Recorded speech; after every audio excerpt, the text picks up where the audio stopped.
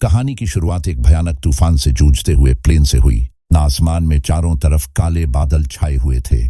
तेज हवाओं के बीच प्लेन बुरी तरह हिल रहा था। इसी दौरान हमारा मेन कैरेक्टर चक बिल्कुल बेफिक्र होकर टॉयलेट में बैठा हुआ था। उसे अंदाजा भी नहीं था कि अगले ही पल सब कुछ बदलने वाला था। तभी अचानक प्लेन का प्रेशर गिरने लगा। एक तेज झटके के साथ टॉयलेट का दरवाजा खुल गया और उसी पल कार्गो में आग लग गई। आग इतनी तेजी से फैली कि कुछ ही सेकंड में एक खतरनाक विस्फोट हुआ। पूरा प्लेन हिल उठा। अगले ही पल पायलट भागते हुए चक के पास पहुंचा। उसने तुरंत उसे सीट पर बिठाया क्योंकि अब समुद्र में इमरजेंसी लैंडिंग के अलावा कोई रास्ता नहीं बचा था। पायलट ने जल्दी से उसे लाइफ राफ्ट पकड़ा दिया और बेल्ट बांधने को कहा। प्लेन तेजी से नीचे गिरने लगा। अब प्लेन समुद्र से करीब 3000 मीटर ऊपर था और हर सेकंड मौत और करीब आ रही थी। इसी दौरान चक को अचानक याद आया कि उसकी गर्लफ्रेंड की दी हुई पॉकेट वॉच कहीं गिर गई थी। वह घबराकर उसे ढूंढने लगा। पायलट लगातार चिल्लाकर उसे लाइफ जैकेट पहनने को कह रहा था, लेकिन चक का ध्यान सिर्फ उस वॉच पर था। अगले ही पल उसने अपनी सीट बेल्ट खोल दी और लड़खड़ाते हुए वॉच उठाने के लिए आगे बढ़ गया। जैसे ही उसने वॉच उठाई, वह वापस जैकेट लेने की कोशिश करने लगा, लेकिन तभी प्लेन का एंगल अचानक बदल गया। तेज झटकों की वजह से वह अपनी जगह से हिल भी नहीं पाया। पायलट ने जब देखा कि चक अपनी सीट पर नहीं था तो उसने भी अपनी सेफ्टी बेल्ट खोल दी, लेकिन तेज झटकों ने उसे बुरी तरह घायल कर दिया। फिर भी उसने हिम्मत नहीं हारी। किसी तरह उसने प्लेन को कंट्रोल किया और धीरे धीरे समुद्र की सतह पर लाने की कोशिश की। कुछ ही सेकंड बाद प्लेन पानी से टकराया, लेकिन लैंडिंग सही नहीं हो पाई। पानी तेजी से केबिन के अंदर भरने लगा। हर तरफ अफरा तफरी मच गई। चक ने बेल्ट नहीं बांधी थी और शायद यही उसकी जान बचा गया। अगले ही पल प्लेन का ऊपरी हिस्सा फट गया और समुद्र का पानी अंदर घुसने लगा, लेकिन किस्मत अभी भी चक के साथ थी। उसके हाथ में इन्फ्लेटेबल राफ्ट था। उसने तुरंत उसे खोलने की कोशिश की, लेकिन तभी एक और मुसीबत आ गई। राफ्ट का एक हिस्सा प्लेन में फंस गया और डूबता हुआ प्लेन उसे नीचे खींचने लगा। कुछ पल के लिए लगा अब सब खत्म हो गया, लेकिन तभी अचानक राफ्ट से जुड़ी रस्सी टूट गई और राफ्ट ने उसे जोर से ऊपर की तरफ खींच लिया। इस तरह वह मौत के मुंह से बाहर निकल आया। आखिरकार चक समुद्र की सतह तक पहुंच गया। उसने अपनी पूरी ताकत लगाई और किसी तरह राफ्ट पर चढ़ने की कोशिश की। वह राफ्ट के किनारे को कसकर पकड़े रहा, जैसे जान उसी पर टिकी हो, लेकिन खतरा अभी भी खत्म नहीं हुआ था। धीरे धीरे वह उस इंजन की तरफ बहने लगा जो अभी भी चल रहा था। पीछे मंडराते खतरे को देखकर उसने डर के मारे अपनी आंखें बंद कर लीं और तभी इंजन में आग लग गई।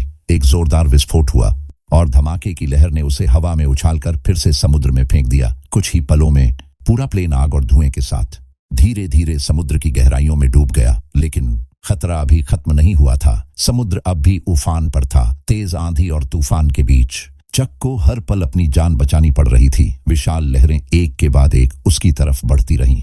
हर लहर जैसे उसे निगल जाने को तैयार थी। वह बस लाइफ राफ्ट की रस्सी को कसकर पकड़े रहा। हाथ कांप रहे थे, लेकिन पकड़ ढीली नहीं होने दी। इसी तरह पता नहीं कितनी देर गुजर गई। समय जैसे वहीं थम गया था, लेकिन तभी अचानक राफ्ट की हवा निकलने लगी। तेज चट्टानों से टकराकर राफ्ट फट गया और उसी पल उसे समझ आया कि वह किनारे तक पहुंच चुका था। थका हुआ शरीर, टूटी हुई सांसें, फिर भी उसने हिम्मत नहीं छोड़ी। अपनी आखिरी ताकत जुटाकर वह राफ्ट को घसीटते हुए किनारे तक ले आया और वहीं रेत पर गिर पड़ा। अगली सुबह जब सूरज की हल्की रोशनी उसके चेहरे पर पड़ी, तब उसे एहसास हुआ कि वह अब भी जिंदा बच गया था। लेकिन राहत ज्यादा देर टिक नहीं पाई, क्योंकि चारों तरफ नजर डालते ही उसे समझ आ गया कि वह एक छोटे से सुनसान आइलैंड पर बहकर आ गया था। कोई इंसान, कोई आवाज, कुछ भी नहीं था वहां, सिर्फ खामोशी जो हर तरफ फैली हुई थी। वह धीरे धीरे उठकर चलने लगा और रास्ते में प्लेन से बिखरी चीजें इकट्ठा करता गया। शायद कोई और भी बचा हो। इसी उम्मीद में वह आइलैंड के अंदर तक चला गया। लेकिन जब उसने चारों ओर नजर दौड़ाई तो उसका स्वागत सिर्फ अंतहीन सन्नाटे ने किया। अब साफ हो चुका था कि वह एक ऐसे आइलैंड पर फंस गया था जिसका कोई नाम तक नहीं था। वह जोर से चिल्लाया, लेकिन जवाब में सिर्फ हवा की आवाज लौटी। डर धीरे धीरे उसके अंदर घर करने लगा। जिंदा रहने के लिए उसने अलग अलग तरीके सोचने शुरू किए, लेकिन उस वक्त उसके पास ज्यादा विकल्प नहीं थे। आखिर में उसने समुद्र किनारे रेत पर हेल्प का निशान बना दिया। उम्मीद थी कि कोई गुजरती हुई नाव उसे देख ले। धीरे धीरे रात का अंधेरा छा गया। वह वहीं बैठा रहा और दूर समुद्र की तरफ देखता रहा। उम्मीद करता रहा कि शायद कोई उसे देख ले, लेकिन जैसे जैसे रात गहराती गई वैसे वैसे उसकी उम्मीदें डर में बदलने लगीं। जंगल से आती अजीब आवाजें, हर आवाज उसे और ज्यादा डरा रही थी। वह पूरी रात डर के मारे कांपता रहा और किसी तरह सुबह होने का इंतजार करता रहा। अगले दिन उसने इकट्ठा की गई चीजों से एक छोटा सा रहने का ठिकाना बनाया। फिर उसने प्लेन से मिले सामान को ध्यान से देखना शुरू किया, लेकिन उसमें ऐसा कुछ नहीं मिला जो उसकी जिंदगी आसान बना सके। सिर्फ एक चीज थी जो उसके लिए सबसे ज्यादा मायने रखती थी, उसकी गर्लफ्रेंड की दी हुई पॉकेट वॉच। वह उसे हाथ में लेकर पुरानी यादों में खो गया। उसे वो पल याद आए जब उसकी गर्लफ्रेंड केली ने उसे यह वॉच दी थी। क्रिसमस पर वापस आने का वादा किया था और दोनों ने साथ में शादी करने का सपना देखा था, लेकिन एक हादसे ने सब कुछ खत्म कर दिया। इस विमान दुर्घटना ने उनकी जिंदगी को अलग अलग रास्तों पर मोड़ दिया। दुनिया के लिए चक अब मर चुका था। उसके परिवार ने भी मान लिया था कि वह इस हादसे में नहीं बच पाया, लेकिन सच कुछ और था। वह अब भी जिंदा था, एक सुनसान आइलैंड पर अकेला, जहां हर दिन जिंदा रहना एक नई लड़ाई बन गया था। खाना और पानी ढूंढना सबसे बड़ी चुनौती बन चुकी थी और सबसे बड़ा सवाल यही था कि वह यहाँ कितने दिन टिक पाएगा।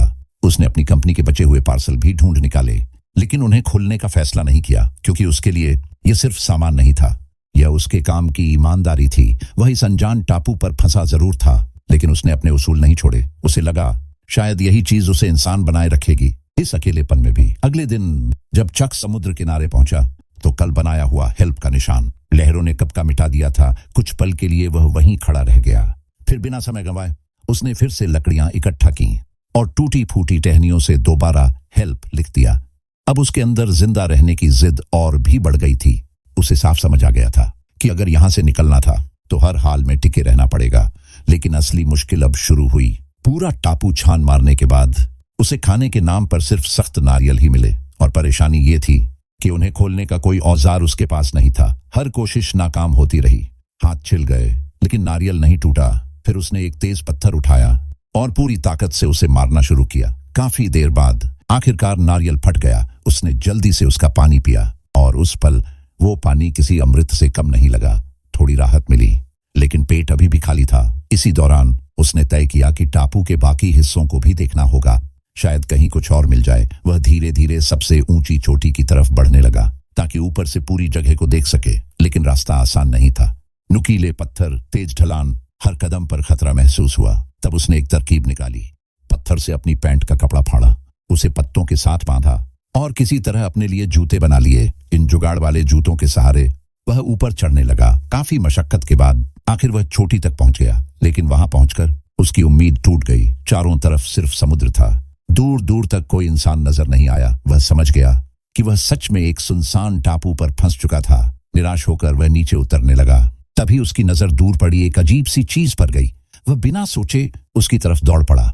दिल में उम्मीद जागी कि शायद कोई और भी जिंदा बचा हो, लेकिन जैसे ही वह पास पहुंचा उसकी चाल धीमी पड़ गई और जब उसने उस शरीर को पलटा तो सच सामने आ गया। वह पायलट काफी समय पहले ही मर चुका था। चक कुछ पल चुप खड़ा रहा, फिर भारी मन से उसने उस लाश को किनारे तक घसीटा। उसने पायलट के पास से कुछ काम की चीजें निकाली, एक जोड़ी जूते, एक टॉर्च जो अब भी चल सकती थी, और एक बेकार हो चुका बटुआ। इसके बाद उसने रेत में एक गड्ढा खोदा और पायलट को दफना दिया। पास की चट्टान पर उसने उसकी मौत की तारीख भी लिख दी। शाम होते होते वह फिर से समुद्र किनारे बैठा था। हाथ में वो जूते थे और आंखों में अजीब सी उदासी। उसे लगा कि शायद अगली बार उस कब्र में वही लेटा होगा। उस रात उसे नींद नहीं आई। डर और अकेलापन दोनों उसे अंदर से तोड़ रहे थे। तभी उसे एहसास हुआ कि अगर उसने कुछ नहीं किया तो उसका अंत तय था। अगले ही दिन उसने खुद को बदलने का फैसला किया। वह जंगल की तरफ गया और धीरे धीरे जिंदा रहने के तरीके सीखने लगा। पेड़ों की पत्तियों पर जमी ओस को इकट्ठा किया और नारियल के खोल में जमा करने लगा ताकि पीने के लिए पानी मिल सके। फिर उसने एक लकड़ी की छड़ी को नुकीला बनाया और मछली पकड़ने के लिए भाला तैयार किया। शुरुआत में सब कुछ बेकार सा लगा, लेकिन उसकी कोशिशें लगातार जारी रहीं।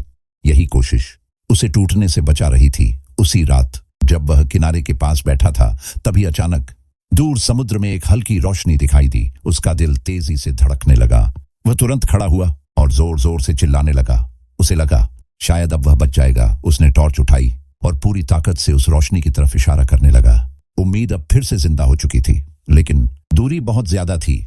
समुद्र के बीच चमकती वो हल्की सी रोशनी धीरे धीरे उसकी आंखों से ओझल होने लगी। जैसे जैसे वो रोशनी गायब हुई, चक के अंदर गुस्सा और बेबसी भरती चली गई। अगली सुबह सूरज निकलते ही उसने एक फैसला लिया। वह फटी हुई राफ्ट लेकर उसी दिशा में निकल पड़ा जहां उसने रात को रोशनी देखी थी। उसे लगा यही उसका आखिरी मौका था। कई हफ्तों की कोशिशों के बाद पहली बार उसे बच निकलने की उम्मीद दिखी थी। वह इसे खोना नहीं चाहता था। लेकिन समुद्र इतना आसान नहीं था। हर बार लहरें उसे पीछे धकेल देती, वह आगे बढ़ने की कोशिश करता और अगले ही पल वापस किनारे की तरफ फेंक दिया जाता। कई बार उसने पूरी ताकत लगाई, लेकिन हर बार वही नतीजा मिला। फिर भी उसने हार नहीं मानी, वह बार बार कोशिश करता रहा, लेकिन आखिरकार समुद्र ने उसे अपनी ओर खींच लिया। अगले ही पल वह पानी के अंदर चला गया और तभी एक नुकीला समुद्री पत्थर उसकी जांघ से टकरा गया। तेज दर्द की लहर उसके पूरे शरीर में दौड़ गई और उसकी टांग बुरी तरह घायल हो गई। अब उसके अंदर आगे बढ़ने की ताकत नहीं बची थी। किसी तरह वह टूटी हुई राफ्ट को पकड़कर वापस किनारे तक लौटा। उसकी हालत बेहद खराब हो चुकी थी। शाम होते होते आसमान में काले बादल छा गए और फिर तेज आंधी के साथ मूसलाधार बारिश शुरू हो गई। अब मुश्किलें और बढ़ गईं। चक ने किसी तरह राफ्ट से कंपनी के सामान को ढका और खुद के लिए पनाह ढूंढने लगा। खून बहती टांग के साथ वह लड़खड़ाता हुआ आगे बढ़ा।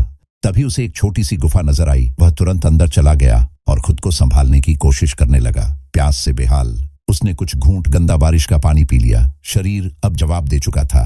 थकान और दर्द के बीच वह वहीं जमीन पर बेहोश होकर गिर पड़ा। धीरे धीरे उसकी टॉर्च की रोशनी भी खत्म हो गई और सब कुछ अंधेरे में डूब गया। अगले दिन वह तेज दर्द के साथ जागा। उसने अपनी टांग की तरफ देखा तो हाल और भी खराब नजर आया। घाव में सड़न के लक्षण दिखने लगे थे और खतरा अब और बड़ा हो चुका था। उसे समझ आ गया कि अगर अब कुछ नहीं किया तो बचना मुश्किल था। जिंदा रहने के लिए उसे अपने उसूल तोड़ने पड़े। आखिरकार उसने कंपनी के पार्सल खोलने का फैसला किया। एक एक करके वह सभी पैकेज खोलने लगा। उनमें उसे कई अजीब चीजें मिली। कुछ वीडियो टेप, एक गिफ्ट की तरह पैक किया हुआ वॉलीबॉल, एक लंबी ड्रेस और एक जोड़ी स्केट्स। लेकिन आखिरी पार्सल उसने नहीं खोला। शायद वह अपने अंदर थोड़ी उम्मीद बचाकर रखना चाहता था। अब उसने उन चीजों का इस्तेमाल शुरू किया। पैकिंग के फोम से उसने अपने घाव को ढका, जूते के फीते खोलकर काम चलाऊ पट्टी बांधी, स्केट्स के ब्लेड उसके सबसे काम के औजार बन गए और ड्रेस के कपड़े से उसने मछली पकड़ने के लिए एक जाल तैयार किया। धीरे धीरे उसकी मेहनत रंग लाने लगी। कई दिनों बाद वह पहली बार पेट भरकर खाना खा पाया, लेकिन एक और बड़ी समस्या बाकी थी। कच्चा खाना मुश्किल पड़ रहा था। इसलिए उसने आग जलाने का सोचा। उसने लकड़ियां इकट्ठा की और उन्हें रगड़ना शुरू किया। सुबह से शाम और फिर रात तक वह लगातार कोशिश करता रहा, लेकिन आग नहीं जली। उसकी उम्मीद बार बार टूटती गई। हाथ रगड़ते रगड़ते उसकी हथेलियां छिल गईं और उनमें से खून निकलने लगा। दर्द, गुस्सा और थकान सब कुछ मिलकर अब उसके अंदर फूटने लगा। आइलैंड की कठोर जिंदगी और पुरानी चोटों का दर्द धीरे धीरे चक को अंदर से तोड़ता चला गया। वह समुद्र किनारे बैठा और अपने घावों को पानी से साफ करने लगा, लेकिन जैसे ही पानी घावों से टकराया, तेज दर्द ने उसे फिर से झकझोर दिया। अब उसे साफ समझ आ गया था कि जिंदा रहना अब कोई आसान बात नहीं रही। उसी वक्त उसकी नजर पास पड़ी उस वॉलीबॉल पर गई जिसे उसने गुस्से में फेंक दिया था। वह उसके पैरों के पास पड़ी थी और उस पर उसकी खून लगी हथेली का निशान साफ दिख रहा था। चक कुछ देर उसे देखता रहा। फिर उसके दिमाग में एक अजीब सा ख्याल आया। उसने धीरे से अपनी लार से उस हथेली के निशान पर 2 आंखें बना दी और ऊपर एक हल्की सी मुस्कान खींच दी। अब वो वॉलीबॉल एक चेहरे जैसी दिखने लगी। शायद लंबे अकेलेपन ने उसके सोचने का तरीका बदल दिया था। उसने उस वॉलीबॉल को अपना साथी बनाने का फैसला किया और उसका नाम रखा विल्सन। अब वो हर वक्त उसे अपने साथ रखने लगा, जैसे कोई सच में उसके साथ हो। ये सब थोड़ा अजीब जरूर लगा, लेकिन इससे उसे अकेलापन कम महसूस हुआ। विल्सन के साथ उसे जैसे फिर से जीने की ताकत मिल गई। अगले ही पल वह फिर से लकड़ी रगड़ने लगा। पहले से ज्यादा जोर से, पहले से ज्यादा उम्मीद के साथ, और इस बार किस्मत ने उसका साथ दिया। लकड़ी के टुकड़ों के बीच एक छोटी सी चिंगारी निकल आई और देखते ही देखते वह आग में बदल गई। आग को जलता देख चक की आंखों में खुशी चमक उठी। उसे लगा जैसे उसने कोई बड़ी जंग जीत ली हो। अब उसके पास खाना पकाने का तरीका था और साथ ही दूर से दिखने वाला सिग्नल भी। रात होते ही वह आग के पास बैठा और खाते हुए विल्सन से बातें करने लगा। उसने अपने हालात समझाए और अपनी उम्मीदों की गिनती की। उसके हिसाब से वह करीब 4000 मील दूर बहकर आ चुका था। इसका मतलब साफ था कि किसी के उसे ढूंढ पाने की उम्मीद लगभग खत्म हो चुकी थी। लेकिन अब उसके पास कोई और रास्ता नहीं बचा था। वह बस खुद को संभालकर हर दिन जिंदा रहने की कोशिश करता रहा। धीरे धीरे कच्चा खाना और गंदगी उसके शरीर पर असर डालने लगे। उसके दांत सूज गए और उनमें इन्फेक्शन फैल गया। दर्द इतना बढ़ गया कि सहना मुश्किल हो गया। आखिरकार उसने एक खतरनाक फैसला लिया। उसने ठान लिया कि वह खुद ही अपना दांत निकाल देगा। उसने स्केट के ब्लेड को धीरे से अपने दांत पर टिकाया और दूसरे हाथ में एक पत्थर उठा लिया। उसके चेहरे पर दर्द साफ दिख रहा था, लेकिन वह पीछे हटने वाला नहीं था। उसने सोचा, लंबे दर्द से बेहतर एक बार का झटका सही। और अगले ही पल उसने पूरी ताकत से वार कर दिया। जंगल में जिंदा रहने की कला सीखने के बाद भी चक की आंखों की चमक धीरे धीरे खो गई थी। 4 साल गुजर चुके थे और अब वह पहले वाला इंसान नहीं रहा था। उसका शरीर मजबूत हो गया था, लेकिन अंदर से वह पूरी तरह टूट चुका था। मछली पकड़ना अब उसके लिए आसान हो गया था। खाने की कमी भी नहीं रही, लेकिन जीने की वजह कहीं पीछे छूट गई थी। अब हर दिन सिर्फ एक और दिन बनकर रह गया था, जिसे उसे अकेले काटना पड़ता था। उसे अब बच निकलने की कोई उम्मीद नहीं रही थी। लेकिन तभी किस्मत ने एक छोटा सा मौका दिया। एक दिन उसे चट्टानों के पास एक टिन का टुकड़ा मिला। वह उसे उठाकर समुद्र किनारे ले आया और ध्यान से देखने लगा। तभी तेज हवा चली और वो टिन का टुकड़ा लहरों में गिर गया। उसी पल उसके दिमाग में एक ख्याल आया, अगर वह इस तरह की चीजों का इस्तेमाल करके लहरों को काट सके तो शायद वह इस जगह से बाहर निकल सकता था। यह सोचते ही उसके अंदर फिर से उम्मीद जाग गई। उसने एक पल भी बर्बाद नहीं किया, तुरंत काम पर लग गया। सबसे पहले उसे एक नाव बनानी थी। उसने जंगल से ढेर सारी टहनियां इकट्ठा की और उन्हें एक साथ जोड़ने लगा। जंगली बेलों को रस्सी की तरह इस्तेमाल किया और सबको कसकर बांध दिया। यहां तक कि पुरानी वीडियो टेप को भी रस्सी बना लिया। धीरे धीरे एक कच्ची सी नाव तैयार होने लगी। लेकिन इस बीच उसका दिमाग भी बदलने लगा था। अकेलापन अब उस पर हावी होने लगा था। उसे लगने लगा कि विल्सन उसे देख रहा था और शायद उसे जाने नहीं देना चाहता था। इसी सोच में एक रात वह विल्सन पर भड़क उठा। उसने गुस्से में कहा कि वह पूरी जिंदगी ऐसे नहीं जी सकता और अगले ही पल उसने विल्सन को लात मारकर दूर फेंक दिया। कुछ सेकंड की खामोशी छा गई। फिर उसे अपनी गलती का एहसास हुआ। 4 साल का साथ उसने एक पल में तोड़ दिया था। पछतावे में वह तुरंत उसे ढूंढने निकल पड़ा। अंधेरे में वह इधर उधर भटकता रहा और आखिरकार उसे विल्सन मिल गया। उसने उसे उठाया और प्यार से साफ किया। फिर उसके चेहरे पर दोबारा निशान बना दिए, जैसे कुछ हुआ ही ना हो। दिन गुजरते गए और आखिरकार उसकी लकड़ी की नाव तैयार हो गई। अब वह जाने के लिए पूरी तरह तैयार था। उसने जरूरी सामान इकट्ठा किया और सब कुछ ठीक से बांध दिया। यहां तक कि उसने अपने पीछे एक निशान भी छोड़ दिया, ताकि अगर कभी कोई यहां आए तो उसे पता चल सके कि कोई यहां जिंदा रहने की कोशिश करता रहा था। अब बस उसे सही हवा का इंतजार था, जो उसे इस सुनसान टापू से हमेशा के लिए दूर ले जा सके। उसने इस बेरहम टापू पर 10-500 से भी ज्यादा दिन गुजार दिए थे। जब वह आखिरी निशान उकेर रहा था, तभी अचानक हवा उसी दिशा में चलने लगी जिसकी उसे जरूरत थी। उसकी आंखों में फिर से चमक लौटी और बिना एक पल गंवाए उसने नाव को समुद्र की ओर धकेल दिया। फिर अपने पुराने दोस्त विल्सन के साथ वह जिंदगी की तलाश में निकल पड़ा। समुद्र अब भी उतना ही खतरनाक था। लहरें पहले की तरह ऊंची और बेरहम थीं। हर लहर उसे डुबो देने की कोशिश करती रही, लेकिन इस बार वह पीछे हटने वाला नहीं था। हर बार जब वह बचकर निकलता, उसके अंदर की उम्मीद और मजबूत हो जाती। कुछ दूर जाकर उसने पीछे मुड़कर उस टापू को देखा जहां उसने 4 साल बिताए थे। उस पल उसके दिल में अजीब सी फीलिंग उठी। अगर उसने हार मान ली होती तो शायद वह कभी यहां तक नहीं पहुंच पाता। लेकिन उसकी असली परीक्षा अभी बाकी थी। अचानक आसमान बदल गया और एक भयानक तूफान ने उसे घेर लिया। तेज बारिश, उफनती लहरें। उस रात आंखें खोलना भी मुश्किल हो गया था। वह नाव को पकड़े लहरों के बीच बस झूलता रहा। हर झटका जैसे उसे खत्म कर देने वाला था।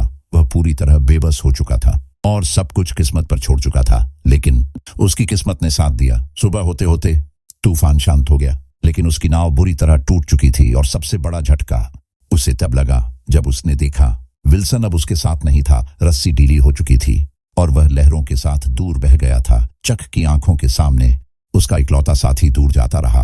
वह घबरा गया और बिना सोचे समुद्र में कूद पड़ा।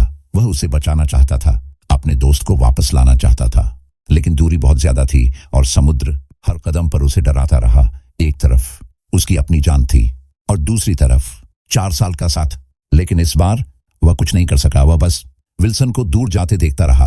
आंखों में आंसू थे और दिल में एक ही बात, विल्सन मुझे माफ कर देना। उस पल उसने अपना आखिरी सहारा भी खो दिया। फिर से अकेलापन उसे घेरने लगा। टूटी हुई नाव, चारों तरफ फैला समुद्र।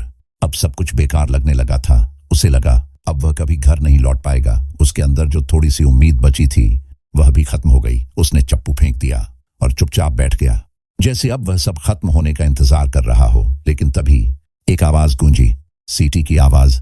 उसने धीरे से सिर उठाया और आखिरी ताकत जुटाकर पीछे मुड़ा और जो उसने देखा वह यकीन से बाहर था। उसके सामने एक विशाल मालवाहक जहाज खड़ा था। जहाज पर मौजूद लोगों ने भी उसे देख लिया और उसी पल उसकी जिंदगी बदल गई। कई सालों की जंग के बाद आखिरकार वह बच गया। कुछ समय बाद वह फिर से अपने शहर लौट आया। उसके जिंदा लौटने की खबर हर जगह फैल गई। लोग उसे एक चमत्कार मानने लगे। लेकिन चक के लिए ये सब मायने नहीं रखता था। वह सिर्फ एक इंसान से मिलना चाहता था, अपनी गर्लफ्रेंड केली से। वह उसके घर पहुंचा। दरवाजा खटखटाया, लेकिन दरवाजा किसी और ने खोला। एक आदमी सामने खड़ा था। उसने शांत आवाज में कहा, मैं केली का पति हूं। यह सुनते ही चक की दुनिया जैसे रुक गई। उसे पता चला कि केली अब आगे बढ़ चुकी थी। वह शादी कर चुकी थी और एक बच्चे की मां भी बन चुकी थी। उस पल चक के पास कोई शब्द नहीं थे। केली की आंखों में आंसू थे और चक की आंखों में भी, लेकिन उसने उसे दोष नहीं दिया। वह समझ गया कि गलती किसी की नहीं थी। अगर वह उसकी जगह होता तो शायद वही करता। उस रात कंपनी ने उसके स्वागत में एक दावत रखी। मेज पर तरह तरह के खाने रखे थे, मछलियां, केकड़े। लेकिन उन्हें देखकर चक को कुछ अजीब सा महसूस हुआ। उसे वो दिन याद आए जब यही चीजें उसके लिए जीने का सहारा थीं। अगले दिन उसने वो आखिरी पार्सल पहुंचाया जिसे उसने टापू पर कभी नहीं खोला था। उसने एक छोटा सा धन्यवाद पत्र भी दिया, क्योंकि उसी पार्सल ने उसे उम्मीद दी थी और शायद जिंदा रहने की वजह भी। उस पार्सल में क्या था ये उसने कभी नहीं जाना। शायद कुछ राज्य ऐसे ही बेहतर लगते हैं। और इसी के साथ इस लंबी और दिल छू लेने वाली कहानी का अंत हो गया। अब तुम बताओ, ये कहानी तुम्हें कैसी लगी? बी